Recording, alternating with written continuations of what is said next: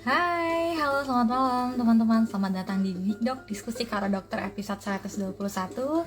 Selamat menikmati hari raya yang kedua, Lebaran Day 2 gitu katanya ya.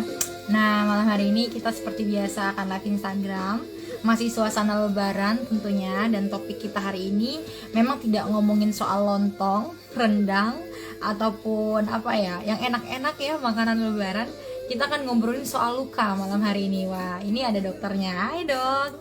Nah, kenapa sih kita ngomongin luka? Kalau kalian baca captionnya tadi ditulis gini kan ya, kalau pernah terluka nggak? Pasti jawabannya pernah ya. Kayaknya aku pernah terluka gitu ya. Terluka di mana nih? Hatinya, mumpung hari Minggu nih, atau terluka apanya? Nah, yang akan kita bahas nanti adalah luka pada bagian tubuh ya guys. Jadi bukan sakit hati gitu ya, bukan itu. Jadi kalau yang mau curhat tentang sakit hati, terluka sama gebetan, santai-santai. Kita bisa bahas itu nanti. Nah, malam hari ini kita akan ngobrol sama namanya Dokter Anastasia Puspagita gitu. Aku sematin dulu judulnya. Oke, jadi judulnya tentang kita kan mencoba memahami luka menjadi infeksi. Jadi, nah, luka itu kalau jadi infeksi ternyata bisa jadi sesuatu loh. Apa sih gitu ya? Sama kayak sakit hati ya. Sakit hati kan juga luka ya. Kalau dibiarin gitu ya, infeksi nggak ya? Oke, langsung aja lah tanpa berbasa-basi. Aku akan langsung hubungkan ke Dokter Anastasia. Ditunggu dulu guys. Nih, Kak Rohani baru aja mau curhat. Nggak apa-apa sih kalau mau curhat, guys. Aku lagi terima. Oke. Hai, dokter. Hai, hai Po.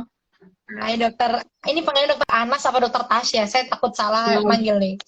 Kalau pasien-pasien aku tinggal dokter Tasya sih biasanya. Dokter Tasya, oke. Hai, dokter Tasya. Welcome to Dikdok. Terima kasih, dokter.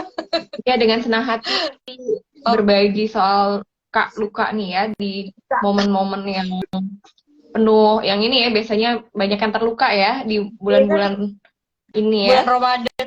Lebaran kan mohon maaf lahir batin dari luka-luka Hmm, yang pernah ada. Nah, tapi iya. kita nggak mau bahas luka yang itu ya, dok. Kita mau bahas luka yang lain. Boleh, boleh, boleh. Oke, Oke, dokter, thank you udah mau menyempatkan waktunya di kesibukan hari Minggunya yang harusnya mungkin istirahat kali tadi ya. Cuman saya ganggu, saya minta tolong gitu. nggak apa-apa. Dokter mau, dokter Tasya, malam hari ini kita akan ngobrol singkat saja dalam program Instagram Live Marathon 100 hari. Jadi kira-kira kurang berapa episode ya? Kurang 18 hari lagi. Jadi ini dok, akhirnya nanti kelar gitu. Jadi teman-teman di momen lebaran ini pun kalau teman-teman sempat gitu yang lagi pingin dengar-dengar kita live Instagram, boleh ajak-ajak teman yang lain.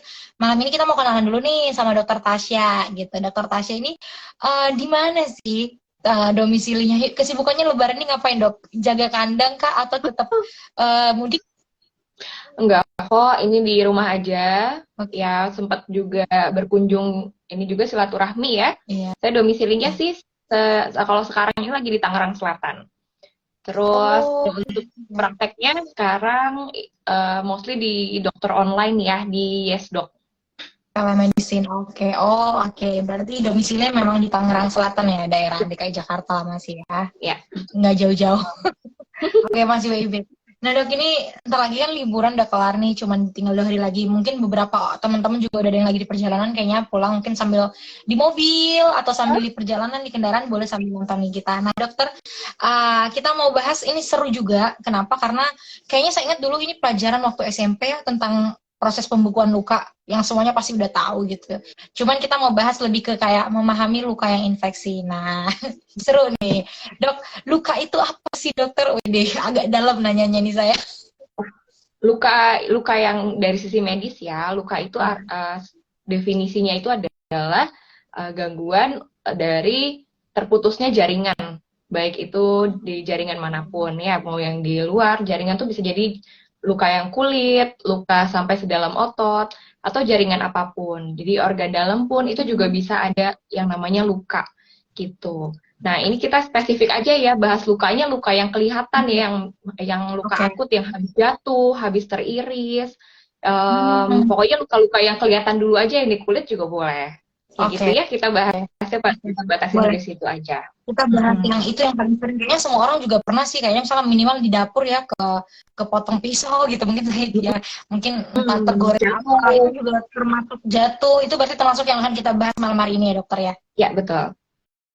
Oke dok, nah baik, kita mungkin boleh lebih spesifik lagi, emang ciri-ciri, kan ini mau bahas memahami luka infeksi, nah memang ada ya luka yang nggak infeksi dok, mau tahu dong bedanya luka yang infeksi ini kenapa sama luka yang tidak infeksi itu memang ada? Oke, baik. Luka itu banyak jenisnya ya, tapi berdasarkan infeksi atau kebersihannya luka, itu dibagi sebenarnya dari luka yang baru terjadi, itu biasanya tidak langsung infeksi, gitu. Oke. Jadi luka yang baru benar-benar baru terjadi, itu biasanya tidak langsung infeksi, gitu. Makanya kalau misalnya kita bilang, kenapa sih luka infeksi, memahami luka tuh bisa infeksi loh, gitu teman-teman ya. Luka itu bisa infeksi gitu. Tapi pada awalnya luka itu nggak pernah langsung infeksi Oke. gitu. Jadi infeksi ya, dia infeksi karena terkena yang namanya kontaminan atau sesuatu yang kotor. Infeksi sendiri kan juga penyebabnya banyak ya, ada mulai dari virus, kuman, bakteri, parasit gitu ya. Bahkan jamur itu juga bisa bikin lukanya infeksi gitu. Jadi harus dipahami dulu nih bahwa luka itu tidak serta-merta langsung infeksi gitu. Jadi ada periodnya atau ada jedanya dari luka yang sebenarnya bisa sembuh baik, terus jadi infeksi, ya di mana infeksi itu adalah salah satu faktor yang menyebab lukanya nggak sembuh-sembuh gitu. Jadi putus jaringan itu harus bisa cepat sembuh, tapi karena si infeksi ini jadi nggak sembuh-sembuh. Itu yang harus, tapi infeksi ini hanya salah satu ya, hanya salah satu penyebab aja. Luka tidak sembuh gitu. Oke. Dokter ini menarik, maksudnya ini kan ya, maksudnya kita tuh udah biasa gitu ya kena luka gitu, tapi kita malam hari ini jadi paham gitu, ternyata kita mau lebih perdalam lagi memahami luka infeksi tadi ini dok. Emang ciri-cirinya, maksudnya penyebabnya boleh deh gitu dok, penyebab sama ciri-cirinya kalau itu luka udah infeksi apa sih dok? Baik, ini aku mulai dari ciri-ciri luka infeksi dulu ya, biar semuanya tahu ya. Ciri-ciri luka infeksi itu yang pertama banget sembuhnya lama. Jadi kayak bisa udah penyembuhan luka itu kalau luka di jaringan kulit yang normal, yang maksudnya penyembuhan yang dalam jangka waktu normal tanpa penyulit itu antara 3 hari sampai 7 hari itu dia harusnya udah baik gitu. Dan kalau lebih dari itu udah ada sesuatu nih, berarti lukanya nggak kunjung sembuh, kira-kira kenapa? Nah, infeksi sendiri itu ditandai dengan adanya nanah atau bau-bau yang tidak sedap dari sumber lukanya, gitu. Lebih ini lagi ada nanah, nanahnya bisa warna putih, bisa warna hijau, gitu, terus atau bisa warna kuning, gitu. Itu yang harus dicurigain tuh kalau pertama ada nanah, gitu. Yang kedua bisa jadi terasa nyerinya kok nggak hilang-hilang ya gitu. Jadi nyeri dari lukanya ini tambah dan cenut-cenut. Kenapa sih gitu? Karena kalau ada infeksi di situ juga terjadi proses yang namanya responnya ya, dari respon radang atau kalau di kedokteran istilahnya respon inflamasi gitu. Itu jadi ada tuh tandanya semuanya, jadi tambah nyeri, terus kemudian dia bengkak, semakin nyeri kalau tersenggol gitu ya. Tapi ada pengecualiannya juga. Jadi pada pasien dengan yang sakit kronis seperti diabetes mellitus ya, kencing manis gitu, yang ada dan gangguan-gangguan pembuluh darah lain, nah itu biasanya dia untuk nyerinya nggak kerasa, tapi yang jelas ada nanah dan ada warna-warna yang itu kuning, menguning, terus hijau gitu. Itu ciri-cirinya dari luka yang infeksi ya. Nah, tapi aku ada tambahan lagi nih. Tadi kan sekalian tanya sama penyebabnya. Gitu. Jadi kalau pengalaman saya dipraktekan ya di klinik, penyebab yang paling sering dari luka infeksi itu, yang pertama adalah pasien itu tidak tahu caranya rawat luka yang baik dan benar, atau menangani fase akutnya atau baru terjadi luka awal-awalnya itu yang kadang salah gitu. Saya bilang salah ya. Jadi katanya bisa nih pakai minyak misalnya, minyak sorry ya sebutnya Iya. ini ya yang spesifik ya, salah satunya adalah bisa minyak tawon. Jadi pada jaringan luka atau pada jaringan yang terbuka itu justru nggak boleh tuh kena minyak-minyak yang mengandung sesuatu atau kontennya itu yang mengandung garam atau sesuatu yang bisa mengkristal Oh, itu, karena pada kandungan di situ dia justru akan menambah iritasi pertama yang kulit, dan kandungan minyak itu akan mengkristal. Nah, kristal-kristal yang ada di jaringan yang rusak itu nanti dia akan justru malah mengendap dan menempel dan susah dibersihkan, sehingga jadi reservoir untuk bakteri, kuman, dan virus. Itu jadinya menyebabkan kesannya di luarnya kering ya. Kesannya di luarnya kering, tapi sebenarnya kalau kering tapi agak benyek, nyeri, dan masih keluar nanah, itu berarti di bawahnya ada jaringan yang rusak atau ada jaringan yang terinfeksi. Justru itu bahaya karena bisa meluas gitu dan menyebabkan penyembuhan lukanya jadi sekunder, dan dengan penyulit jadi nggak normal. Jadi kulitnya tuh jadi bisa beda warna atau penyembuhannya lebih ketinggiannya berbeda gitu. Oh, jadi itu salah satu bentuk akibat dari tadi ya dok, salah Betul. salah penanganan begitu ya, salah Penanganan di ya. awal. Atau yang berikutnya adalah ya tidak rajin untuk melakukan perawatan lukanya. Misalnya lukanya sih baru diganti ini, tapi kena air di pasar gitu ya. Nah, itu kan juga bisa jadi kontak terhadap kuman dan bakteri atau virus atau bahkan jamur, itu nanti jadi susah sekali sembuhnya gitu, sehingga lebih lama untuk perawatan lukanya. Oke.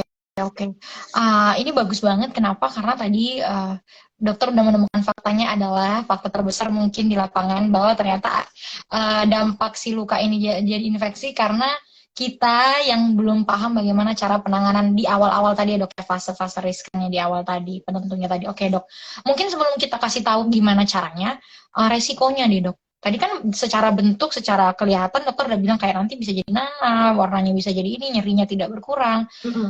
Resiko-resiko yang bisa ditimbulkan mulai dari ringan sampai ke berat itu apa sih dok? Untuk luka infeksi kan kalau nggak salah dulu pernah juga ya yang kayak dari luka infeksi bisa jadi apa ya? Bisa jadi kayak calon, kalau dulu ya dok kayak ada mitos bisa jadi tumor gitu. Padahal itu dari luka doang gitu. Saya pernah dengar mitos-mitos kayak gitu. Sebenarnya apa sih dampak luka yang infeksi dibiarkan ini? Oke, baik. Jadi yang namanya diskontinuitas atau adanya jaringan yang bisa masuk infeksi, ya dampaknya infeksi itu awalnya dia hanya dari lukanya aja atau dari lokal dari lukanya. Nah, kalau dia tidak diatasi dengan adekuat, dengan optimal, si bakteri itu tergantung jenisnya juga, dia bisa merusak jaringan sekitarnya. Itu yang pertama. Kemudian selanjutnya bisa masuk ke sistemik tubuh, dalam arti dari luka hanya misalnya di tangan, kok besoknya demam-demam ya gitu, terus meriang-meriang atau sakitnya justru terinfeksi di bagian lain gitu. Jadi luka itu salah satu jalan masuknya kuman.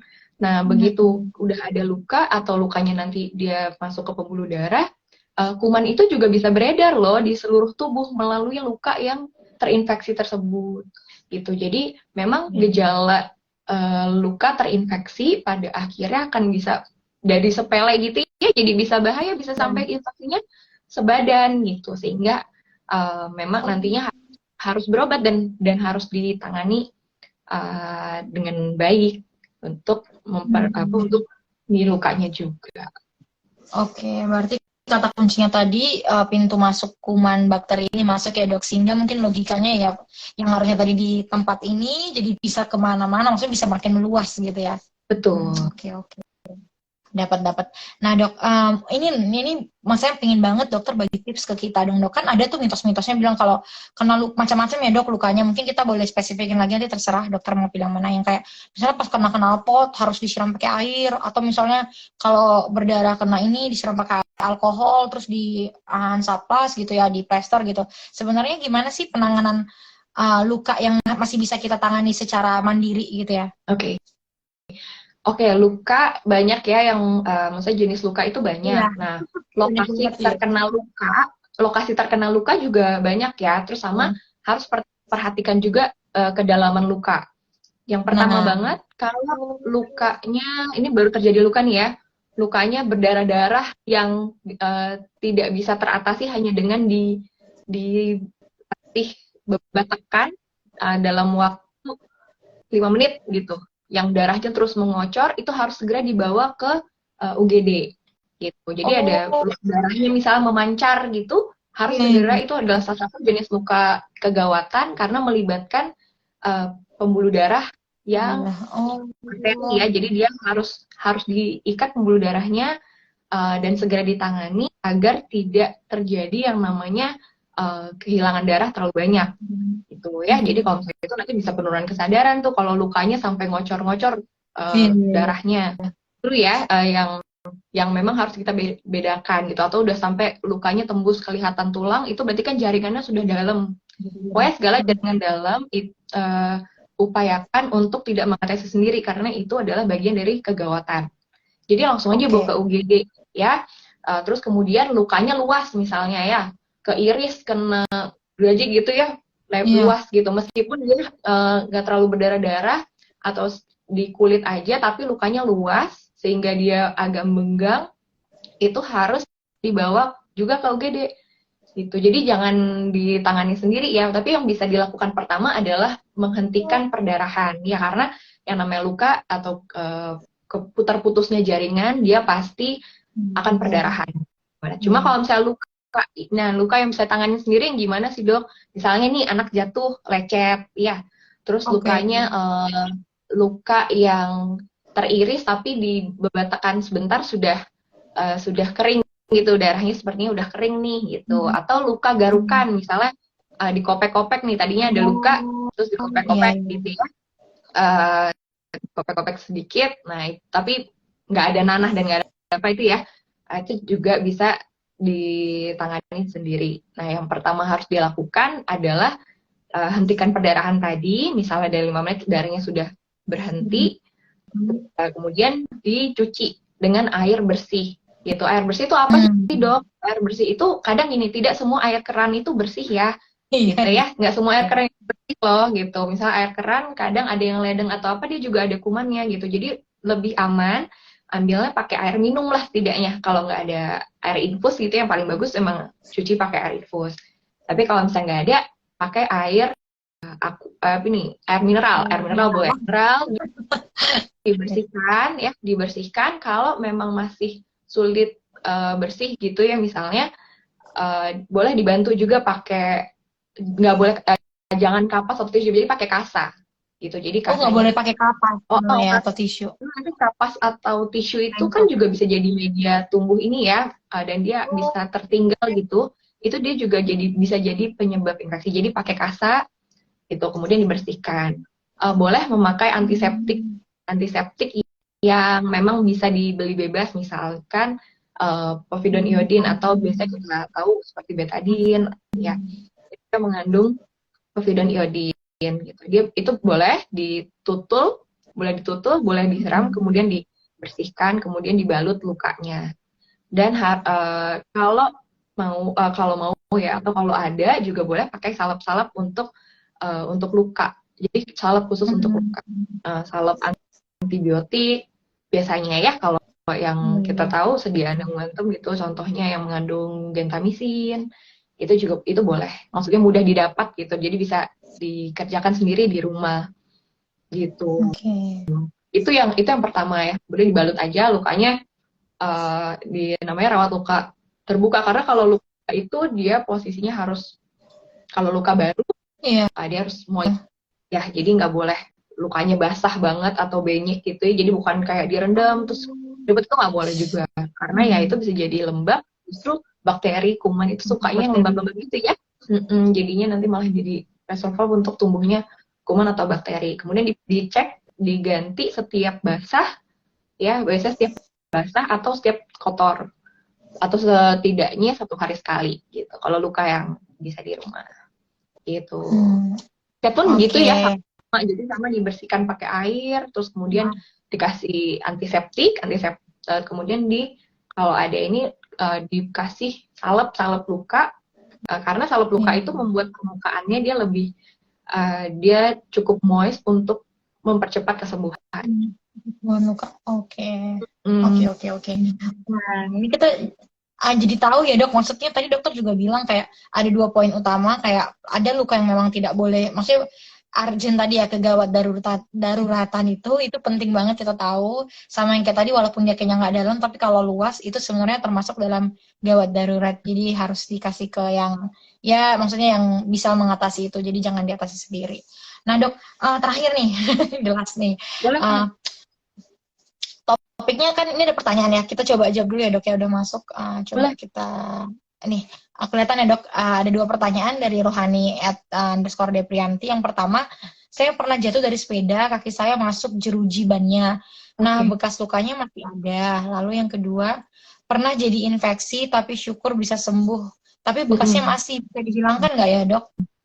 Ini berarti bekas yang seperti apa ya? Jadi tergantung bekas luka. Luka itu paling bagus memang nggak meninggalkan bekas ya, atau warnanya sama, ketinggiannya sama dengan jaringan sekitarnya. Itu penyembuhan luka yang kita bisa bilang sempurna. Penyembuhan luka itu pun juga ada yang nggak sempurna ya. Jadinya nanti dalam arti dia lebih putih dari jaringan sekitarnya karena kehilangan pigmen ya, atau dia jadi lebih hitam dari jaringan sekitarnya karena dia pertumbuhan pigmennya jauh lebih banyak gitu. Terus juga kalau hanya masalah pigmen, jadi bisa pakai salep-salep yang untuk mengendalikan pigmen tersebut gitu. Jadi misalnya ya ada gitu. Jadi konsultasikan aja kalau misalnya memang spesifik itu untuk urusan kosmetik nih, hanya warna kulitnya, nanti bisa konsultasi ke dokter umum boleh, dokter kulit atau dokter yang menangani estetik gitu bisa gitu. Jadi sebenarnya bisa. Terus kemudian atau kalau ketinggiannya berbeda, balik lagi misalnya estetik, dia juga bisa disamakan ketinggiannya gitu. Nanti ya ada cara-caranya, lebih baik dikonsultasikan. Tapi untuk sekarang sih ditanya, dok ini lukanya kok sembuhnya kurang bagus, atau saya kurang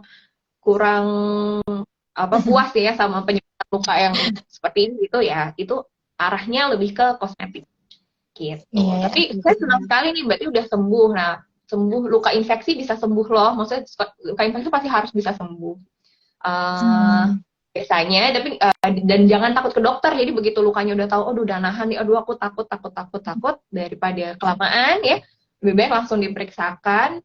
Kemudian biasanya jadi nggak usah takut, pasti akan dilakukan rawat luka itu ya, dan tujuannya adalah agar lukanya bersih. Jadi bukan diuak-uak terus takut sakit atau disakiti banget gitu, enggak. Yang penting lukanya bersih, luka bersih, sehingga sembuhnya nanti bisa bagus gitu. Dan paling ya jadi dibersihkan jaringannya, dikasih larutan ya untuk dia ngangkat jaringan yang rusak itu, kemudian dibersihkan, dan juga diberi antibiotik biasanya ya kalau sudah sampai infeksi yang cocok gitu. Makanya akan ada pemeriksaan kalau misalnya lebih advance, biasanya kalau sekarang perlu di swab gitu biar tahu bakteri penyebabnya apa gitu.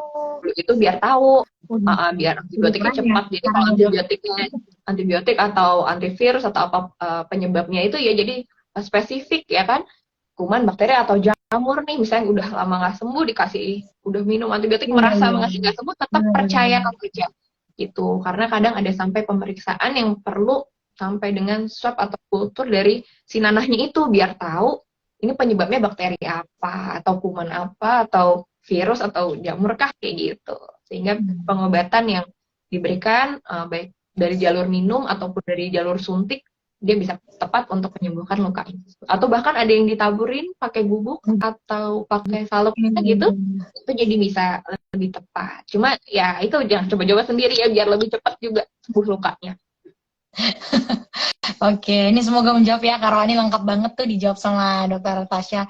Oke dok, satu pertanyaan terakhir boleh ya, ini ada masuk barusan dari @erita Christine _ Dok, kaki saya pernah kena knalpot. Nah, sekarang bekasnya itu warna coklat, tapi kalau dipegang seperti daging lembek gitu. Beda dengan kulit di bagian kaki yang lain. Itu gimana ya dok ini? Wah, ini pertanyaan yang paling sering. Silakan. Oke.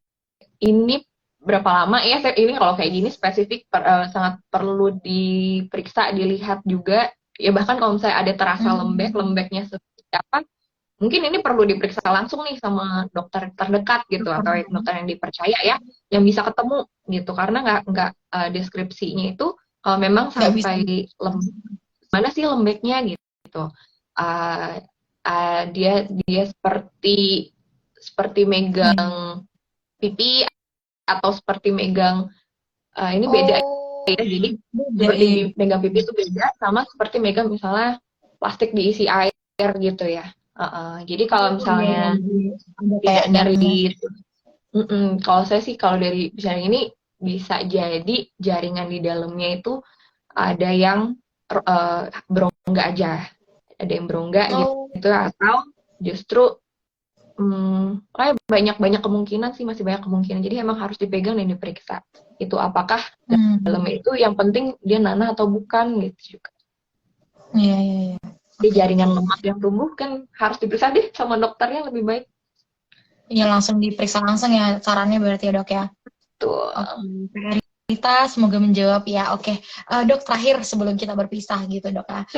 Ternyata kan kita tahu nih dari obrolan ini banyak banget, kayaknya semua orang pernah mengalami luka. Saya bisa jamin gitu ya. Mungkin satu dari sekian orang yang nggak pernah terluka gitu.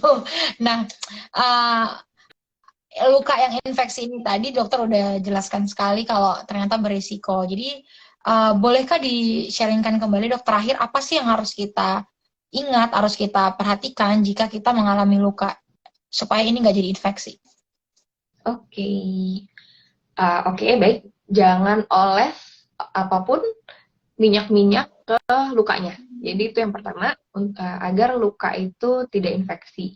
Untuk Oke. kemudian lakukan pembersihan luka dengan optimal, ya. Jadi dicuci paling tidak pakai air putih, kemudian ganti perban atau ganti pembalut luka saat kotor, saat terlalu basah, Hmm. dan juga saat setidaknya sekurangnya 1 kali 1 hari gitu untuk luka yang ditangani sendiri. Gitu.